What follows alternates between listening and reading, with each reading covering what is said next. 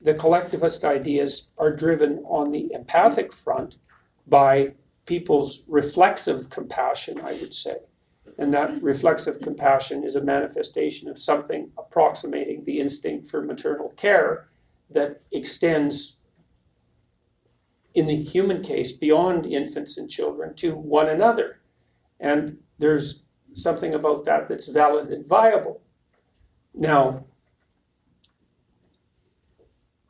and I think you can also make a conservative case that the evidence for this is still somewhat debatable, but I think there's credible reasons to assume that as inequality increases, regardless of absolute wealth, that societies tend to destabilize.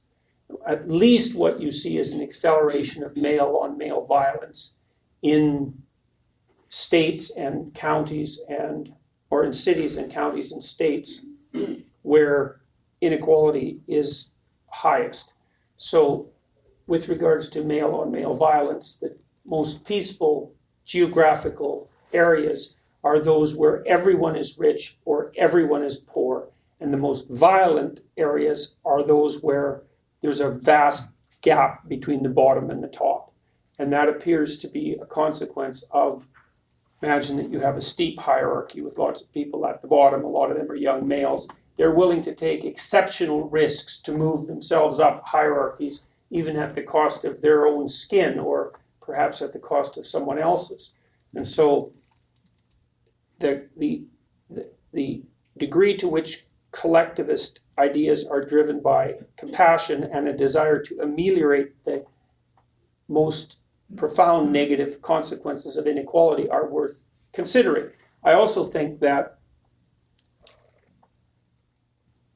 you can imagine the political debate, I would say, lays itself out something like this. So I don't think it comes as a surprise to anyone that human beings individually and collectively have serious problems to solve, right? That's not a disputable proposition. And then we might also point out that complex and difficult problems require a certain degree of expertise to solve. That also doesn't seem disputable. And then expertise, we could note that expertise is by no means equitably distributed. So no matter what the problem is, there's a handful of people who are better at solving it than the vast majority of other people. That's partly a consequence of natural talent, but it's also partly a consequence of specialization. And then we could also claim that in order to solve complex problems socially, which we tend to do, we tend to build organizations to solve complex problems, that it would be better to put the people who are competent in charge of the organization. And what that means, especially given an unequal distribution of talent, is the inevitable construction of a hierarchy.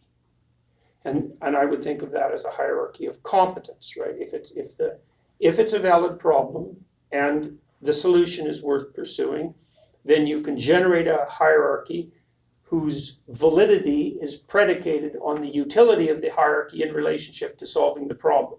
That has nothing to do with power. And, the postmodern types, the neo-Marxist types, they tend to criticize modern Western society and its hierarchical structures on the basis of the establishment of those structures in accordance with power. And I think that that's an extraordinarily dangerous doctrine, because I think that hierarchies are only predicated on power when they become corrupt. When they're not corrupt, they're predicated on competence.